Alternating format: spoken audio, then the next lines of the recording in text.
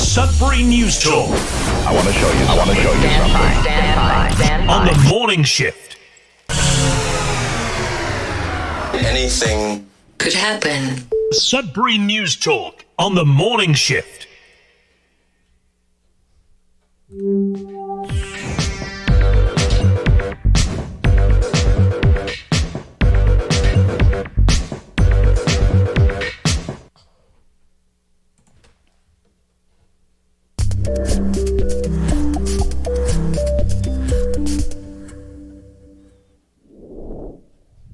All right, good morning, everyone. Welcome to Sudbury News Talk on the morning shift. I'm AJ Walsh. I'm glad to be here with you. Thankful that you are with us. We're live on CKLU 96.7 FM on the radio and streaming at CKLU.ca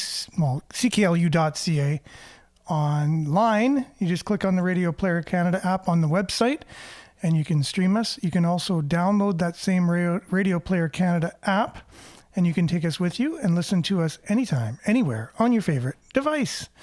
Also, we are streaming live in video at facebook.com/Sudbury News, also at youtube.com/Sudbury News. So make sure to like, share, subscribe, follow, mainly comment, because we'll do our best to get your comments read for those on the radio and streaming, and those that are viewing. I'll do my best during the show to get your comments up on the screen, even if I don't have time or the conversation is moving along, or we don't have time to mention all the comments, read them, then at least everyone can see your comments. And that way we can have a conversation. This is your conversation on your station, CKLU 96.7 FM, every weekday morning between 7:30 and 8:30 in the morning. We do our best to facilitate that conversation about the issues that face us, not only locally, regionally, but abroad as well. So worldwide issues that we face, that we feel that are important, that we want to share our feelings about and weigh in on our take and give our suggestions about what possibly we think about the things that are going on around us and what we feel can make our world a better place to live and what's wrong with that, right? So thanks for being with us. We really appreciate you. We have a great show planned. It's always a great show when people are commenting, and we definitely have a good bunch of people already joining us. So why don't we dive right in? We start with the weather, then we have a few, we'll have a bit of an update on the Sudbury Wolves this morning, which I do need to get up and running because I came on a little bit late this morning, but I know I have it here, and there it is. So we're good to go for that. It just takes a click or two and we're there. We're ready to go. But let's start with some weather. We'll do weather, Sudbury Wolves update, and then we will be back with your comments. And local headlines will pick up where we left off yesterday with the $100 million library, which is down to $65 million, and it's changed locations. And also they're expropriating a business that's downtown as well. We'll talk about that in order, we think, to look forward to building a new arena downtown. So we'll be back with all that and more, and your comments right after this.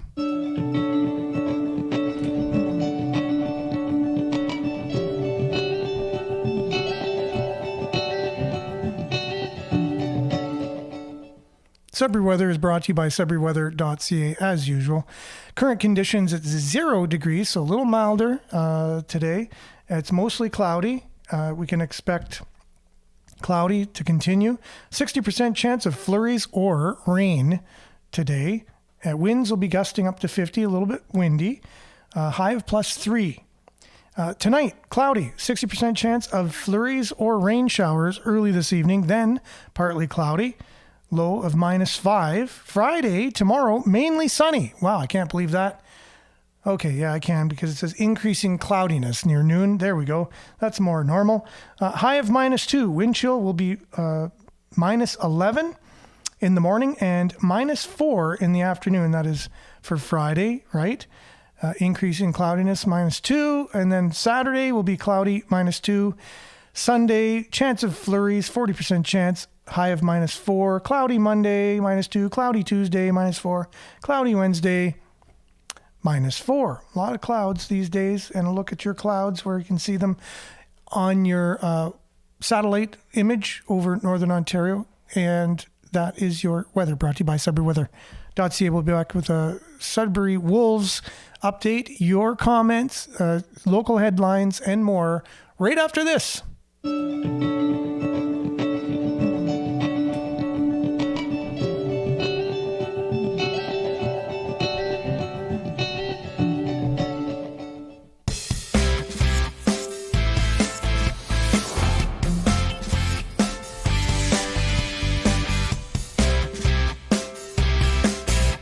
Your Sudbury Wolves will be in action again here in Sudbury, December the 1st, which is tomorrow. Yes, this is the last day of November. Wow, time flies when you're having fun or not. The Sudbury Wolves return to the Den to host the Barrie Colts Friday, tomorrow. Puck drop is set as usual for the evening game, 7:05. Friday's matchup is proudly sponsored by Northern Hockey Academy. The Wolves finished last weekend with 4 points, a 9-2 victory over the London Knights, which we talked about, at home, and then went on the road and defeated the Oshawa Generals 7-5, and then lost the game right after that against the Peterborough Petes, but a close one. So Sudbury Wolves putting on a great putting a great product on the ice. There's no doubt about it. Well, the Barrie Colts are 8th in the Eastern Conference, so the Sudbury Wolves should utilize their top line of. Let's see, who do we have here? Yeah, it talks about it here in the press release. So Quentin Musty, obviously, David Goyette, and the new addition Dvorsky is forced to be reckoned with. You definitely cannot disagree with that. If you've seen this line and look at their numbers, they're definitely amazing. They can rally around that particular team. Now we're having an internet issue, as far as I could see, radio-wise. Something's going on with the program we use for the radio, and I see our Facebook is freezing. So we're not sure what's going on with that. It looks like we're still live, though. We will continue. Says, lost internet connection and now reconnecting. This seems to be a common occurrence. But anyways, we'll just continue. Following Friday's game, the Wolves will head to Mississauga for a Sunday matinee with the Steelheads. Game time for this divisional matchup is set for 2 p.m., and fans can follow the Wolves on the road by listening to the play-by-play right here on CKLU 96.7 FM and or at CKLU.ca. Fans can also watch the game live on the OHL network, which is watch.chl.ca. Any OHL games there.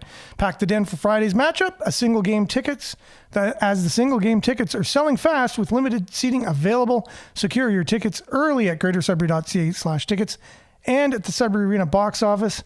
To see the full list of themes and lineups for the Wolves home games this season, visit SudburyWolves.com and click on the schedule.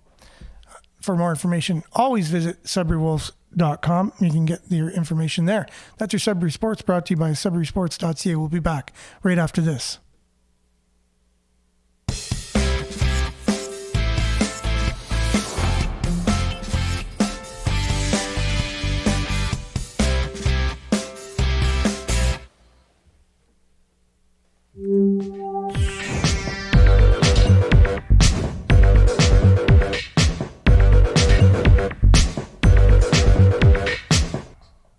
Well, trying to troubleshoot here on the fly, and it's not always the easiest thing to do, but that's what I'm doing. I'm just watching a circle of death take place. It says we're in session, but after the show, I won't be able to go in and, oh, there we go. So it's connecting. Okay, we'll see what we can do over here and over there for the radio listeners. And it looks like something is happening currently with our feed on YouTube as well. But anyways, what can you do?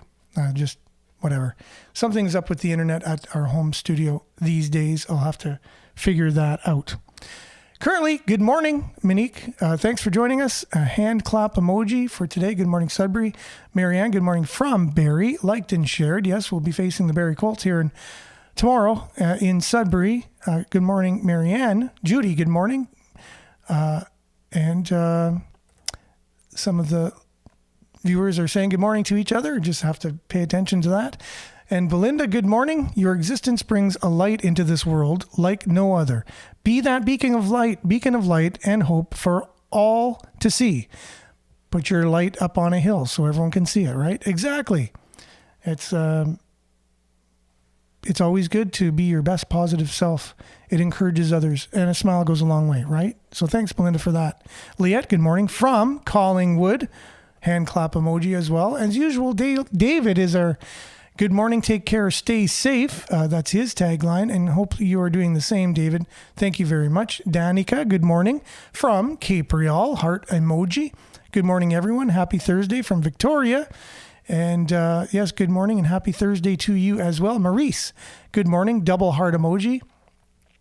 And also Denise, good morning, everyone. Brian says, top of the morning, Nickel City campers. Have a great day. Lads and lasses, and happy birthday, Brian. Belated. I wish you a happy birthday yesterday, but it was your birthday. So happy birthday there. Trevor, I'm sorry if you didn't want anyone to know that. Obviously, my wife says if you have a secret, never tell me, because I'm just, I'll blab it all over the place. Trevor with another video, it looks like, oh yes, the National Citizens Inquiry. I think that's what that is, but it might not be, because it's ncbi.nlm.nih.gov. So that wouldn't be the National Citizens Inquiry. But that has come about. They have the report made. I will be talking about that. So just to let everyone know, they filed, it's like 5,000 pages or so, but that's another article that Trevor has posted. So all of those that wish to, I would encourage everyone to click on it. He always shares some really great stuff here. Tracy, good morning with a happy emoji. Emojicon. Marianne, happy face. Yeah. And morning, Vin. Grand Rising, Monique, and Denise, good morning. Blessings from Espanola. That's all of those joining us this morning. Much appreciated. We do have a lot of things to talk about today. Local headlines. Let's start with Sudbury.com. Their segment that they have each and every morning. You just click on their website, and it's usually first thing in the morning. Good morning. Stories to start your day from Sudbury.com. And Marianne says they also have an email campaign, National Citizens Inquiry, for sure. Okay, that's an interesting.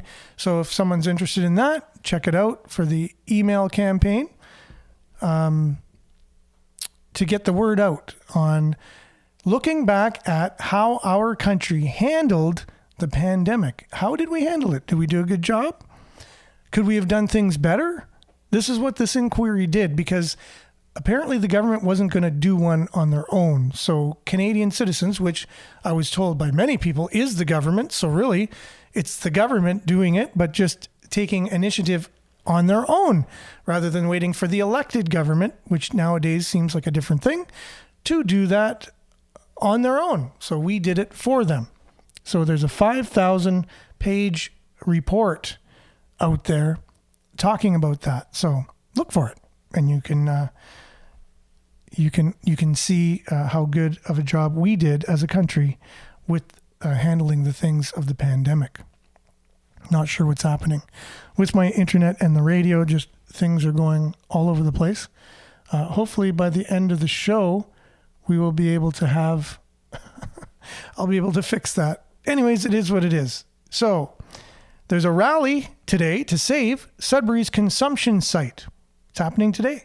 The countdown to end funding continues at The Spot, Sudbury's supervised consumption site.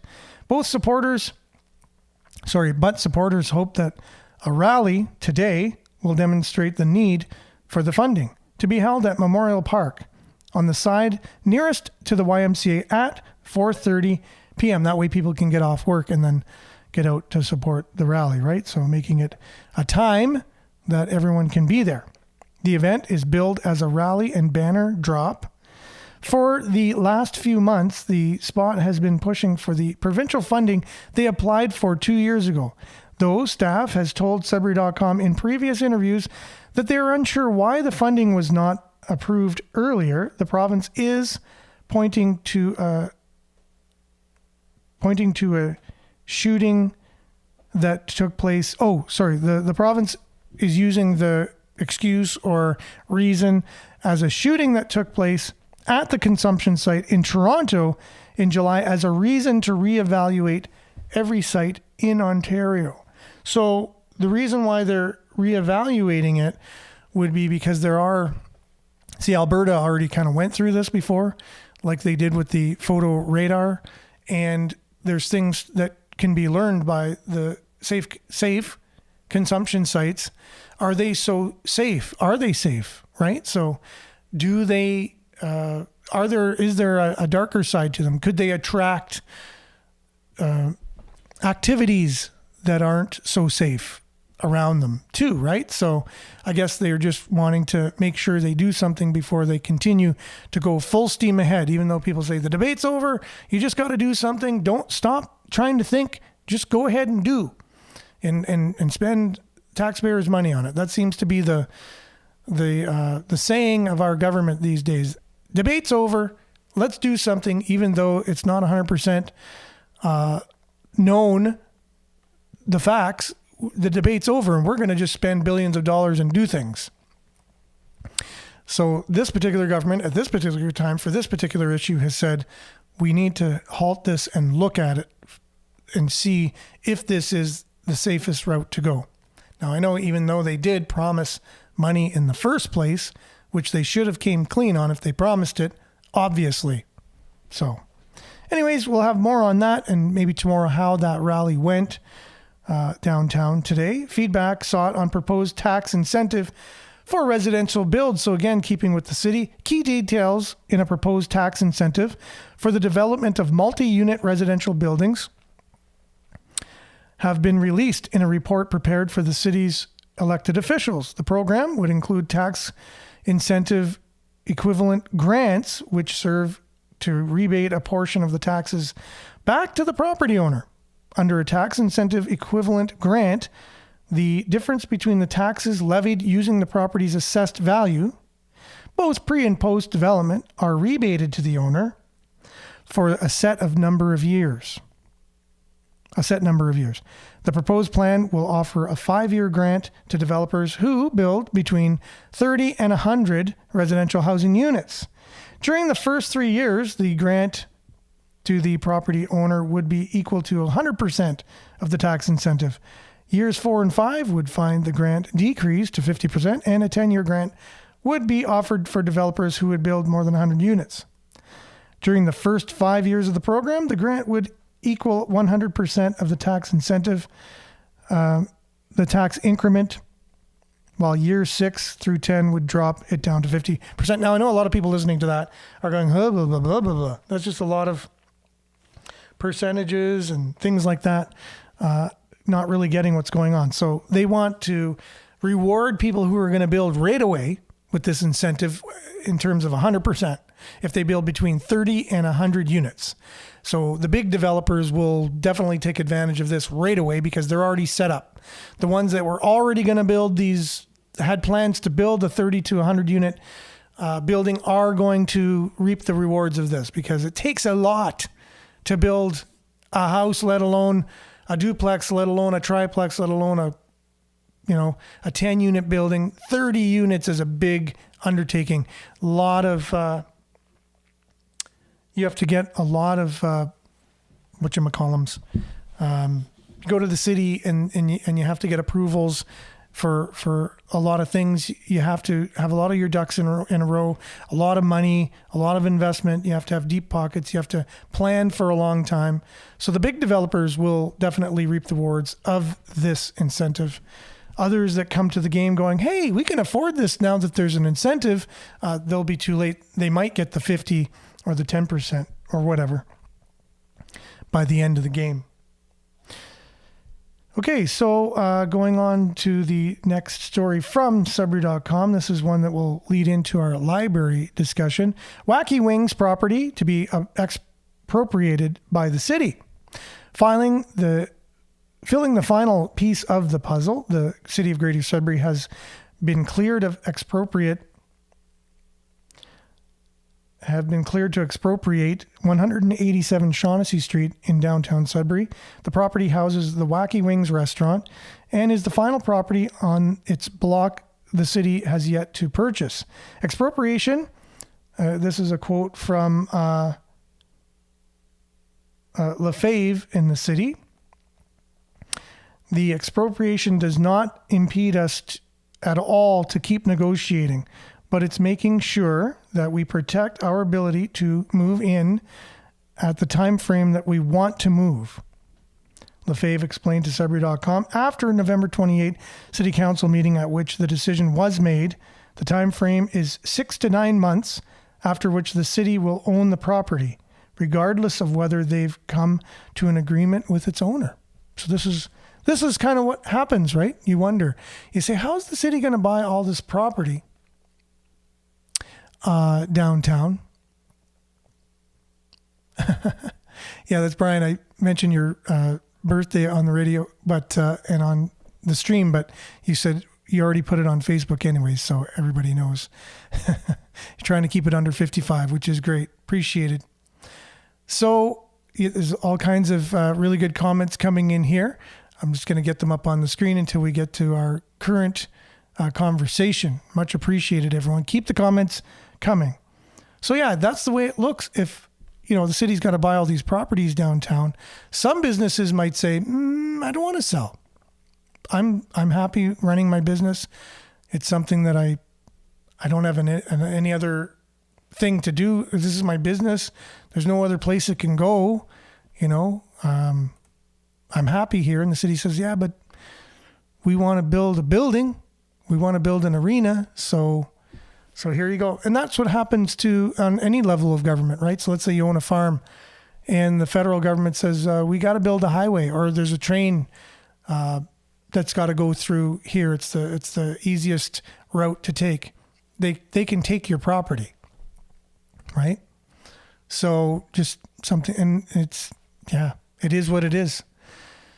So whether they are in agreement with it or not, I guess the city just says, we'll pay you this much, take it or leave it. And they might come back and say, okay, but how about a little bit more? The city could say, okay, we'll give you the little bit more, or not. And it's a done deal. You've built your building on city property. So the Wacky Wings. So if you enjoy Wacky Wings, get out there and enjoy it while you can, because it's going to be expropriated by the city. And you will no longer be able to go to Wacky Wings here in Greater Sudbury, where it's located. That is not unless they decide to build somewhere else in the city. I know in the Sioux, it's up on Great Northern Road. It's not downtown there. So there's a chance they could find a place on the Kingsway or something, and everybody will be happy. So we'll see. We'll cover more of that in the future. But City Council did meet on Tuesday and did greenlight the library for going ahead. As a special City Council meeting on November the 28th, Council approved plans for the development of a cultural hub at Tom Davies Square. This will involve retrofitting both 200 Brady Street and 199 Larch to include a new central library, the Art Gallery of Sudbury, and the Sudbury Multicultural and Folk Arts Association. That's what will go into Tom Davies Square. The project will provide residents with a variety of services in one convenient, centralized location, and supports the city's commitment to accessibility, environmental sustainability, multiculturalism, social inclusion, and culture. So that's a lot of things that this particular edifice will support. That's a lot of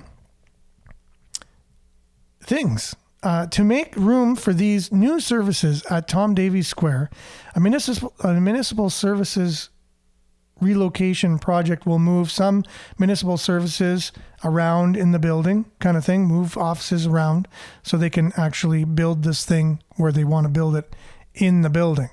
This is made possible by post-pandemic changes to the province business operations, which means many people are working from home now.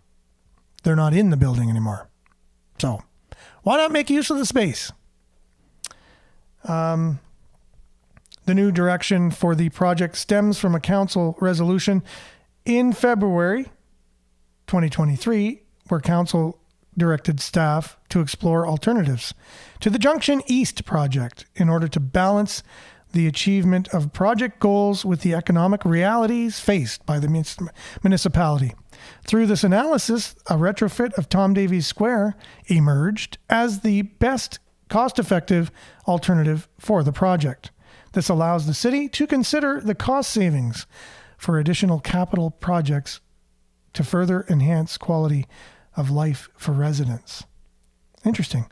So this allows the city to consider the cost savings for additional capital projects to further enhance quality of life for residents. Interesting statements in here. It's a rather salesy statement from the city, from the report, almost like it's being sold to us in the wording. It's very positive. It's very polished. It's almost like it was written even before the council meeting took place, because it was up the very next day. And it seems like it had a lot of thought put into the basically going over what was discussed in this meeting on Tuesday. So apparently this cultural hub is going to change Sudbury. Sudbury will not be the same after the new library is built in Tom Davies Square. You will say to yourself, what was it like before the new library? You know, and look at it, how life has gotten better after the new library. That's what the city is basically saying, right? So you wonder, well, this life-changing edifice that will be built within an existing edifice which already looms over the downtown as the castle of Sudbury, the ruling arm of the city's edifice, telling the city who's in charge, basically. What will then, now that we're welcomed into this castle kind of thing as the tax-paying public, the people at the bottom, they're going to welcome everyone in because it's a very welcoming building now. So this, again, how much will this cost you compared to the first building they were going to build, which was $100 million, right?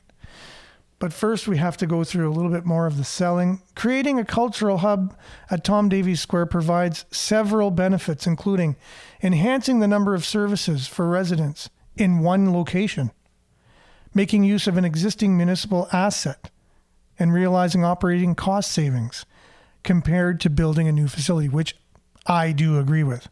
If you're going to build a life-changing cultural hub that's going to change the lives of everybody in Sudbury, at least try to do it cost effectively, right?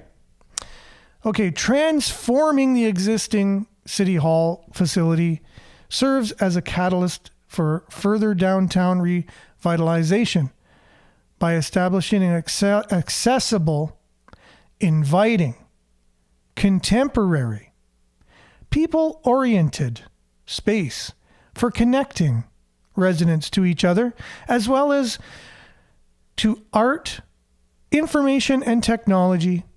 It also contributes to municipal economic development and tourism goals. So people not only from Sudbury will visit this magnificent edifice, but they will come from abroad to visit the library and to look at the art which will be in there. And because it's so inviting, they might just feel an invitation, like a spiritual, they'll be on a spiritual pilgrimage to this downtown edifice to come and lodge and pay money to the city and spend time here. and utilize this great new transformative new undertaking that the city has, right? So people will come from far and abroad to the new library, according to the city anyways. So it's interesting.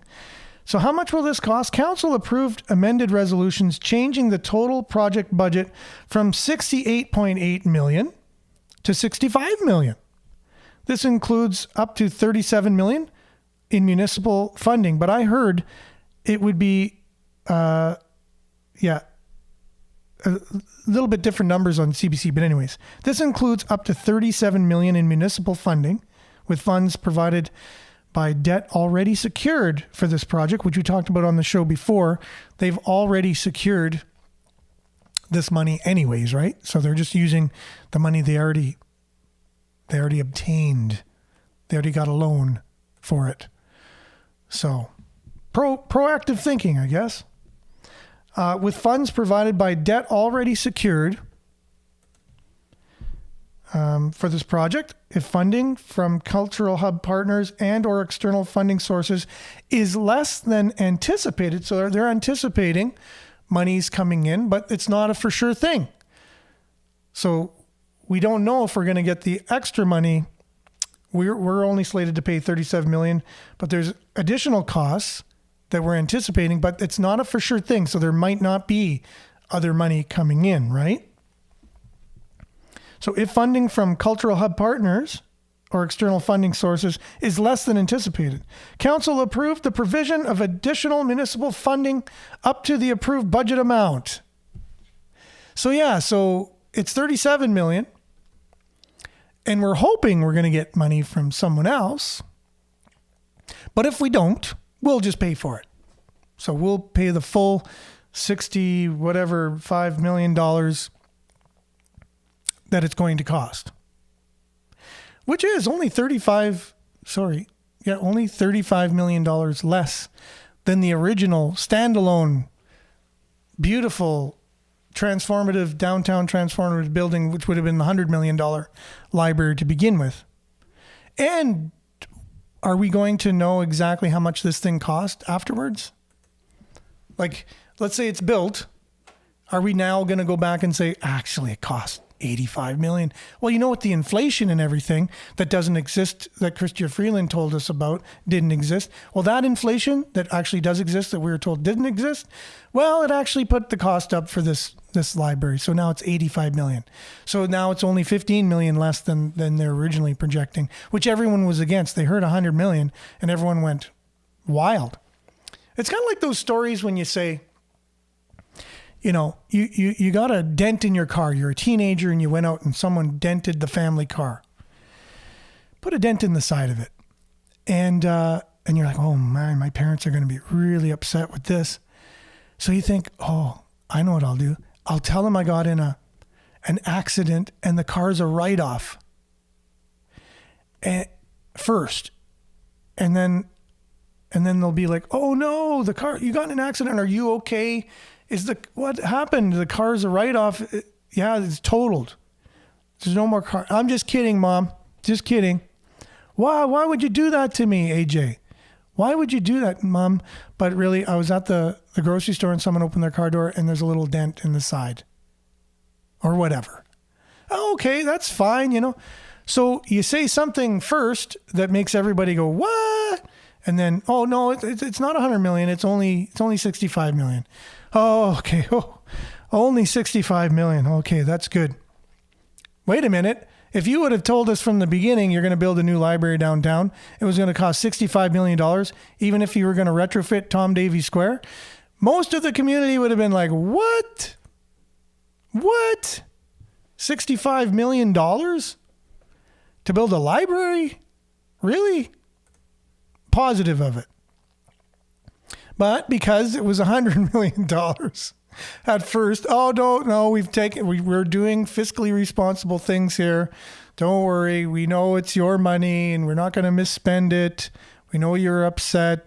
We're doing something a little bit more, you know, responsible with your money. And I have to give it to them. Yeah. If you're going to build this. Why wouldn't you just do what you're doing, right?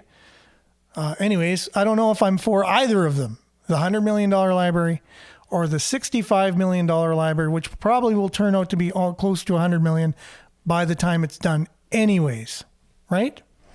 And I don't know if all these claims are true. People are going to come from far and abroad for the library. When was the last time you went far and abroad to go to a library anywhere? There's better libraries than what we're going to be building here all over the place.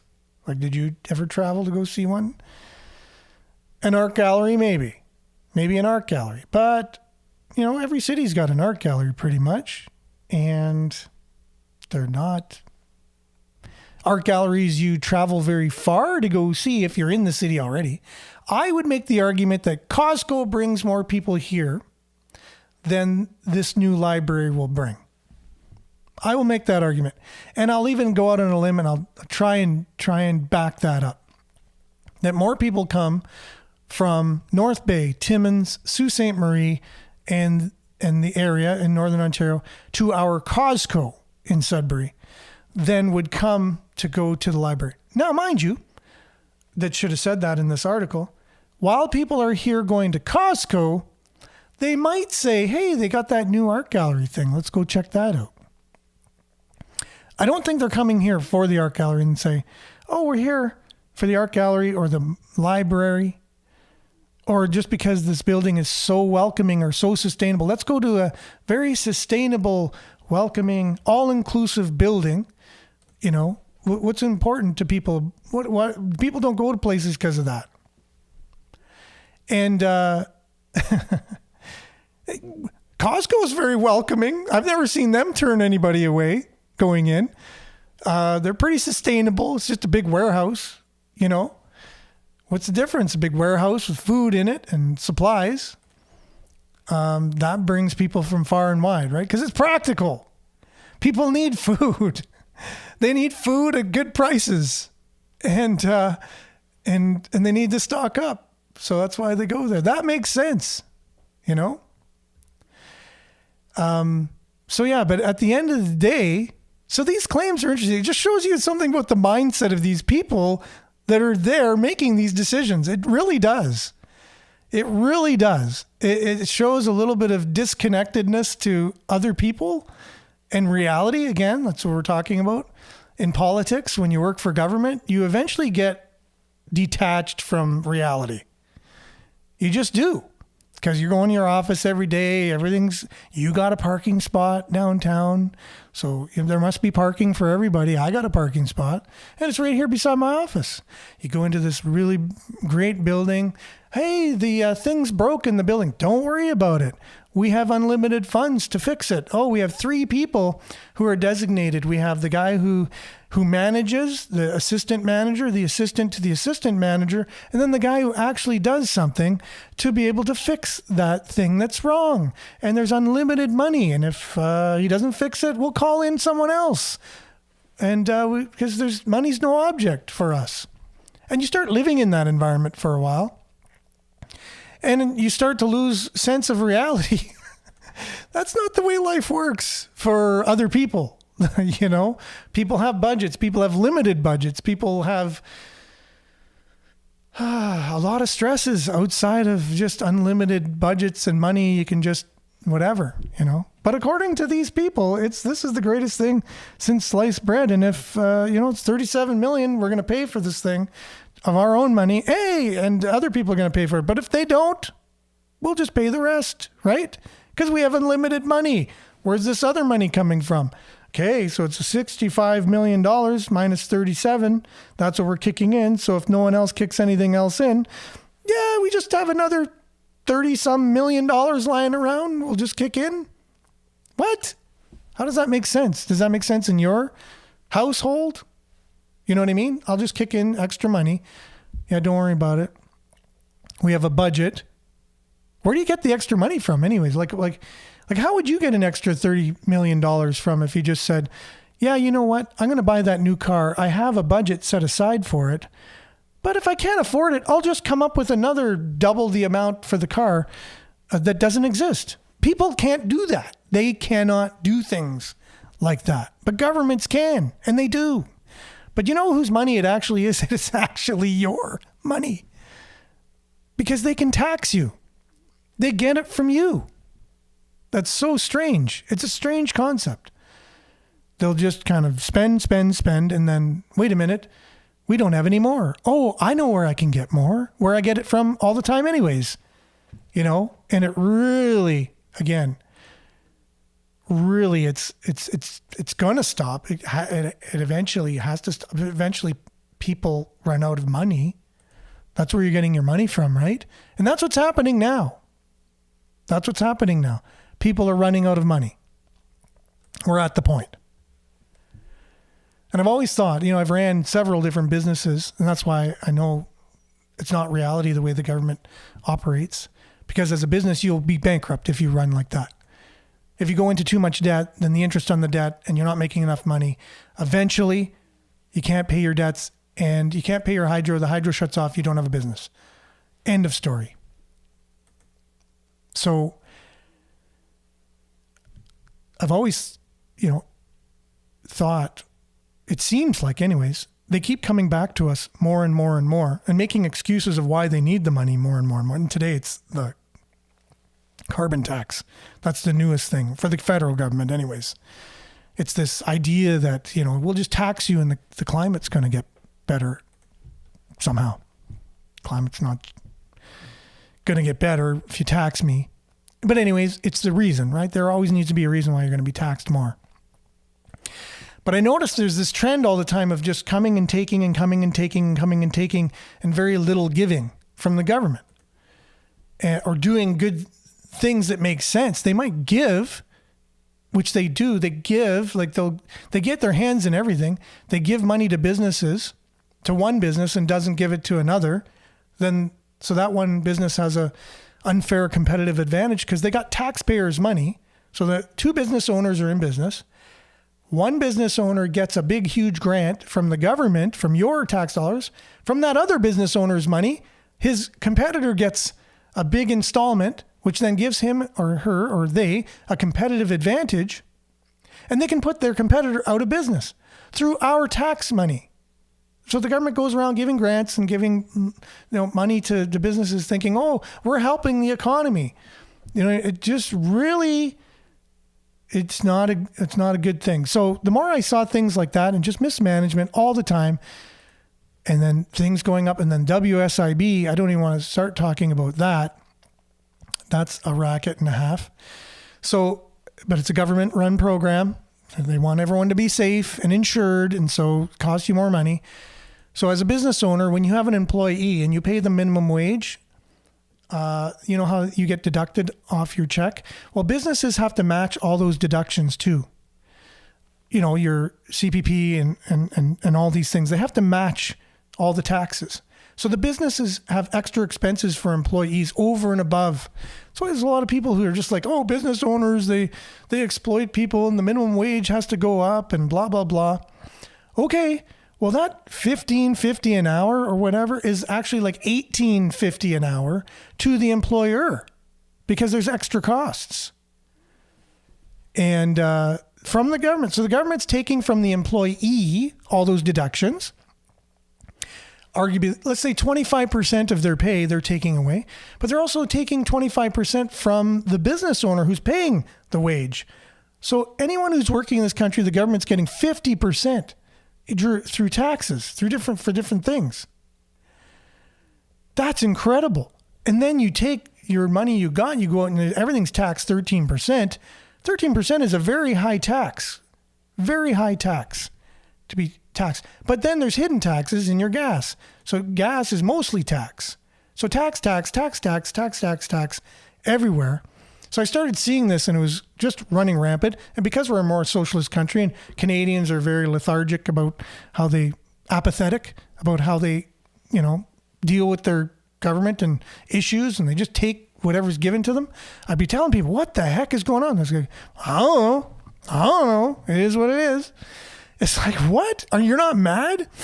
Okay, so then I'm like, might as well just take all my money because that's what you want. You're eventually going to take all my money. That's where it's going to end. I see where this is going because it keeps going up and up and up and up. You want all my money. So take it. Just take all my money and give me an allowance because that's what you want, right? And lo and behold, in recent years, that's what we see. Wait a minute, there's something called a living wage. Oh, great idea. Everyone gets a living wage. So everyone makes the same. That's our allowance. You go out and you do whatever you do, but you get this living wage. And that's your allowance. So we take everything. We own everything. You own nothing. And we'll give you a living wage. But that comes with many, many, many, many, many strings attached to it. You can't just do whatever you want. If you don't do this, you don't get your living wage. If you don't do that, you don't get your living wage. If you don't do this, you don't get your living wage. Yeah, communism, right? So the end goal in all of this, and just seeing this type of thing locally, with government, makes me shake my head. And it's just not fiscally responsible decision-making that you would make yourself in your own home with your own money. And they're taking your money and they're doing this with your money. It's your money. It's not their money. Federal, provincial, municipal, it's not their money. It's your money they're using. And anyways. So that's it. That's the library. It's going to be built. And it's going to cost $65 million, more than likely, of your money. So hopefully you get a chance to go there, and hopefully you're able to find a parking spot. If you can afford a car, find a parking spot. But the good thing about Tom Davies Square, if we're going to, say something's good, if it's good, is there's a parking space for you under Tom Davies Square, because that's where all the city employees park. And they should be done work at about 3:30 or 4. So if you want to go to the library in the evening, you might be able to get a parking spot. So that to me is smart. The city also needs more parking spaces downtown, period. I know a lot of people say there's lots of parking. You just got to park and walk somewhere. Well, we have something that's called winter here. In winter, something that happens in winter, it creates snow. And then when snow comes, you have to make pathways so people can get around, and then snow accumulates. Takes up what's called parking spaces in the winter. And then you got to walk over those snowbanks and walk through winter in cold weather too. So wherever you're going, so if you park really far away, you got to walk through all these conditions to get to where you're going.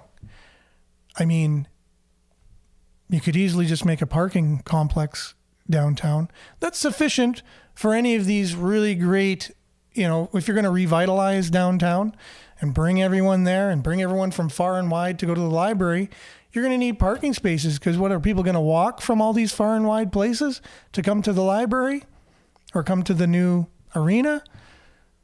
Costco has a parking lot, right? They have a place for people to park when they come to Costco.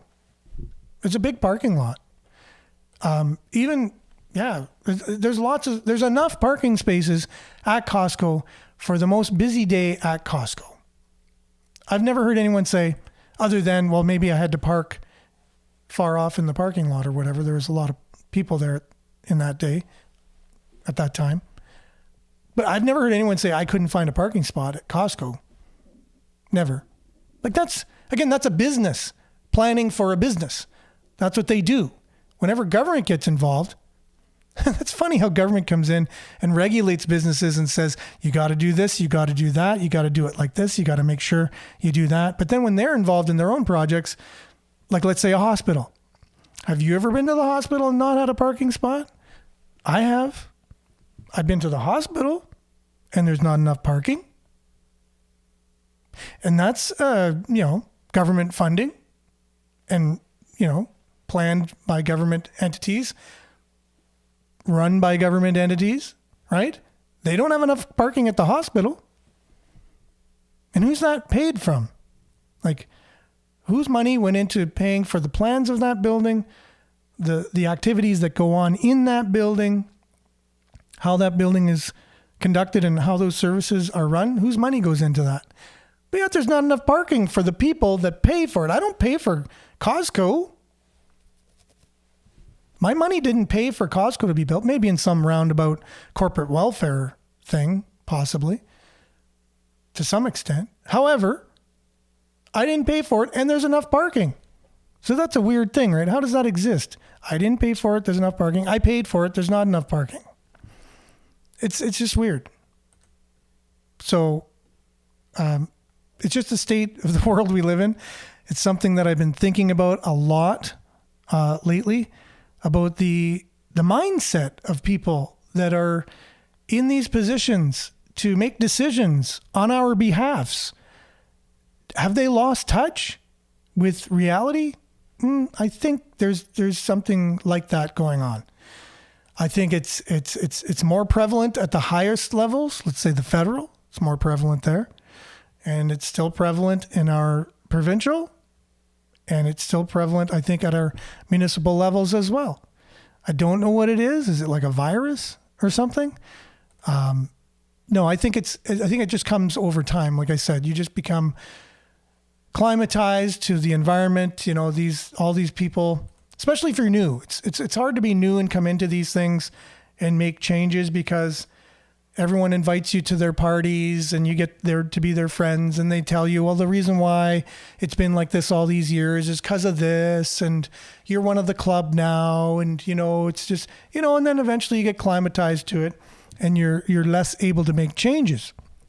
If you stick to your guns and you keep a citizen mindset, which puts you there in the first place to represent, and you keep that, you're going to be not part of the club. You're going to have to sit by yourself at the lunch table, because you're not one of them. And that's hard to do. It's really hard to do. It's hard to stick to your guns and be a principled person who makes decisions based on principles and facts and really represent those that voted for you to put you there. And it's a hard thing to do. And I think a lot of people aren't capable of that. It's like, if someone was to bribe you to do something you didn't want to do, you've heard the saying before, everyone has a price, right? You would hope to think that there was someone out there who didn't have a price. They were offered $1 trillion to do something against their principles, and they would turn it down. How many people would turn down $1 trillion to do something that goes against their principles? Not many, if any. Like, is there a person out there who would turn down $1 trillion? What could you do with $1 trillion? Right? Well, that's what I'm talking about. Integrity. And I don't know if that's possible. Actually, I do. I do know some incredible people that would do that. And I would hope I would do that myself. So that's the show for today. I hope everybody was okay listening to me just go off and a bit of a rant for local issues. I hope everyone has a great day. Hopefully we'll be back same time, same place. We'll have our climate themed show tomorrow. Looking at climate. What is it? The good, the bad, the ugly. Is it as bad as some people say? Is it something we need to tax ourselves to death to try and save our lives? Is that the case too? We'll try and have looking into this whole climate thing, and are we making the right decisions? Are the decisions that are being made from these people who maybe have lost touch with a little bit of reality themselves? And do we got to keep them in check a little bit? The people who are in reality, the people who don't have endless amounts of money to just draw from, to just keep spending, like crazy without any checks and balances. Anyways, we'll talk about that tomorrow. So have a great, wonderful Thursday, everyone. Stay tuned now for Earshot Daily on CKLU 96.7 FM. Have a wonderful Thursday. Ciao.